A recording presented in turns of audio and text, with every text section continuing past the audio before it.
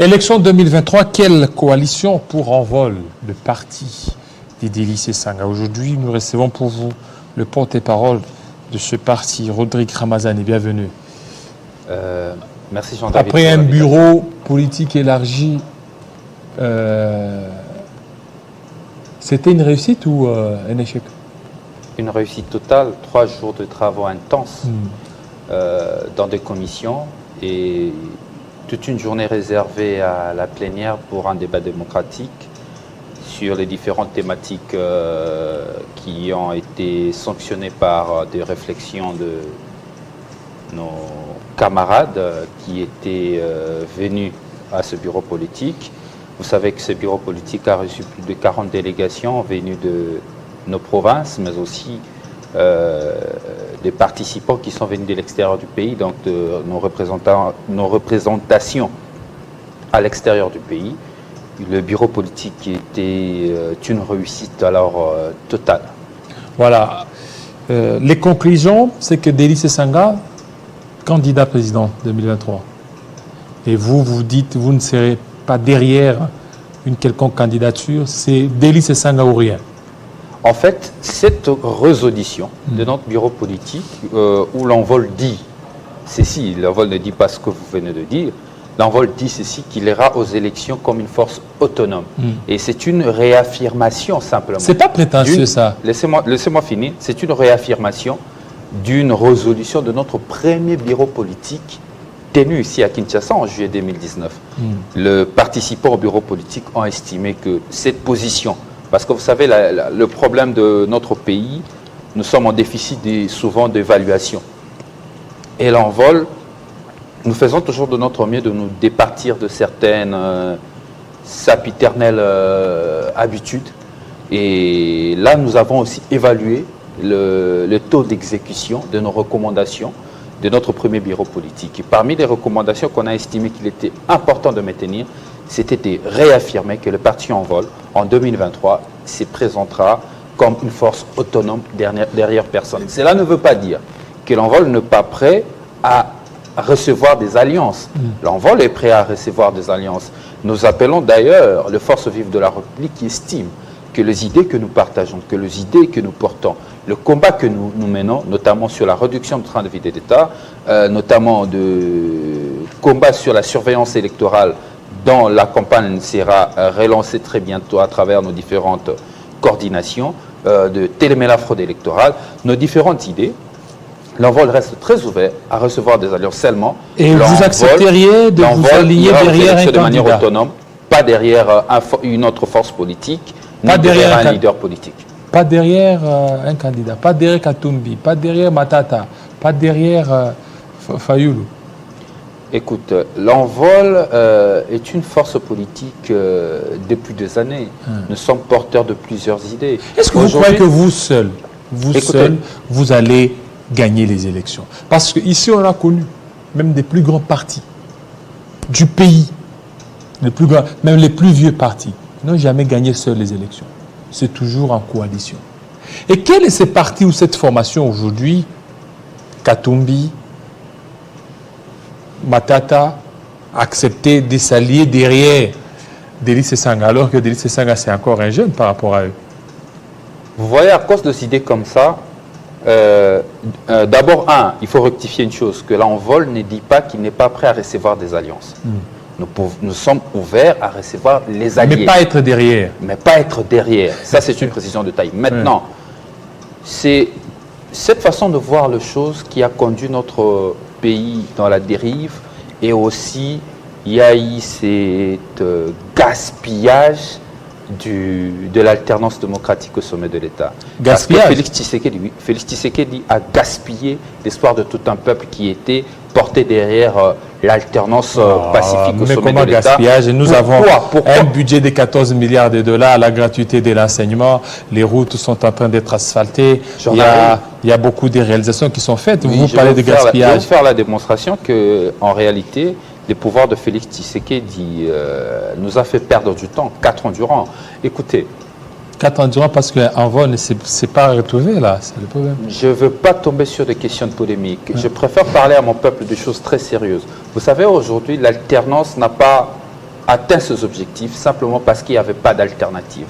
Raison pour laquelle, à l'occasion de notre bureau politique, l'Envol proposera à la population congolaise, lors de notre prochain congrès, un projet d'alternative qui viendra en fait penser le plaid de l'absence penser le plaid du gâchis de l'alternance avec Félix Tshisekedi. Maintenant, c'est pas le congrès là, c'est pas le congrès pour vous? Non, ce n'était pas le congrès, c'est le bureau politique du parti qui est après donc nous avons d'abord le congrès, ensuite les bureaux politiques et le comité national qui sont qui sont structurés. Il s'agit d'un cercle de réflexion de cadres du parti qui se retrouvent pour discuter autour de différentes questions pour lever les options. Mais la plupart des résolutions du bureau élargi seront prises en compte lors du congrès.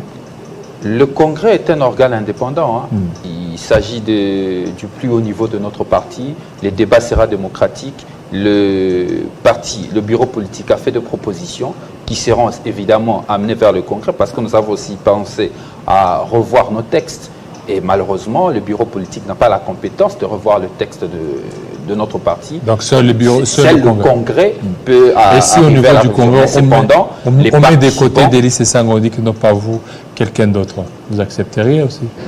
Écoutez, l'Envol reste un parti démocratique. Si les camarades qui ont des ambitions pour conduire le parti, le congrès arrive pour l'année prochaine, ça sera dans la ville de Kisangani. Le congrès, c'est pour l'année prochaine. Ceux qui auront les moyens, et chez nous, ça ne sera pas l'individu, c'est Sanga ou bien Roté Kramazani, c'est le projet. C'est ce que j'étais en train de dire tout à l'heure, que le défaut, ce qui a amené en fait l'alternance avec Félix Tshisekedi soit un échec, le bilan de Félix Tshisekedi soit un échec parce que derrière, il n'y avait pas d'alternative.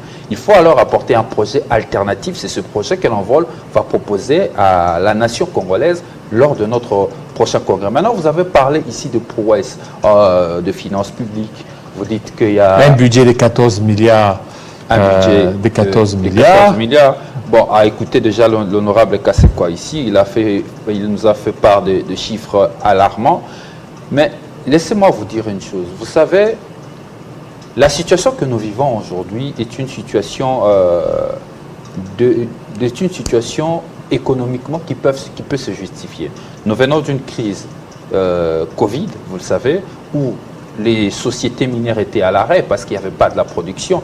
La reprise post-Covid a suscité l'augmentation de la demande. L'augmentation de la demande est conséquence et que, comme nous sommes des offrants, il est tout à fait légitime que dans le secteur minier, que nous puissions connaître ces booms en termes de finances publiques. Mais donc c'est grâce à Kabila, oui, notamment par l'imposition de super profits qui fait en sorte qu'aujourd'hui, lorsque vous regardez les budgets 2023, vous allez constater que le taux du budget qui viennent de sociétés extractives est de 41%. 41% du budget, de recettes du budget de 2023. Mais aussi, lorsque vous observez encore très bien, une partie encore de notre budget vient des efforts extérieurs. En réalité, les gouvernements de la République n'ont fourni aucun effort pour arriver là. Ce n'est pas une performance de travail de longue haleine avec des réformes soutenues pour nous amener vers ce résultat que nous constatons aujourd'hui. Vous parlez de la gratuité de l'enseignement. La gratuité de l'enseignement, encore que, parce que je vous parle en finance publique, encore que la majorité de recettes publiques, aujourd'hui on parle de 14 milliards, en réalité n'est consommé que par le gouvernement lui-même, par les institutions. Vous vous souviendrez c'est un budget rémunératoire. Vous vous souviendrez d'ailleurs que il y a la Banque centrale qui nous fait un rapport au premier semestre de l'année que toutes les institutions de la République sont en dépassement budgétaire. Je crois qu'on a parlé de 400%, 500% de taux d'exécution, mais tout ça parce que le combat que nous menons sur la réduction du train de vie d'État depuis 2019, personne n'a voulu le prendre au sérieux. Aujourd'hui, il est attesté que les institutions de la République, l'État congolais lui-même, consomme 80% de notre budget national et ne laisse à notre population 20%. Voilà pourquoi nous nous battons pour la réduction du train de vie de l'État. Voilà, et pour terminer, on a reçu plusieurs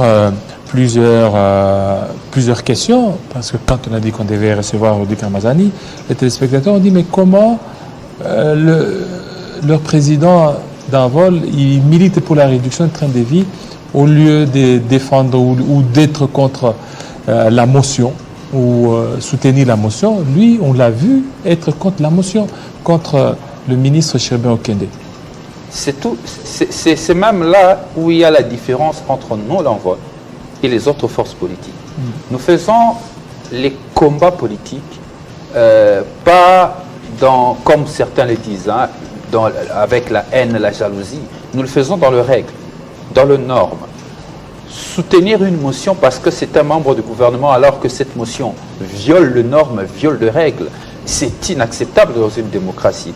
Parce que dans une démocratie, dans une république, nous devons tous veiller sur le respect des règles, le respect de la démarche menée.